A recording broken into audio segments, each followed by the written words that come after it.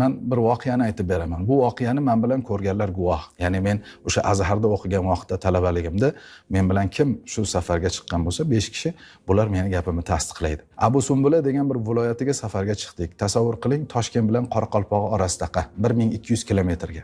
Bir cho'lga kirdik. Cho'lda hech bu simni ko'rmaysiz. Ya'ni elektr yo'q. Badaviylar yashaydigan, shahardan, yangiliklardan uzilgan bir xalq yashaydigan, nomiga bir loydan uy qilingan yoki bir o'sha chaylaga o'xshash bir joylarda odamlar yotadigan bir qishloqdan o'tib qoldik. Asr vaqti edi. Shunda qarasak bir uycha turibdi, uyda oldida bir odam o'tirgan ekan. Men aytdimki, shu yerda iltimos qilib suv bo'lsa tahorat qilib namoz o'qib olaylik dedikda, tushdik.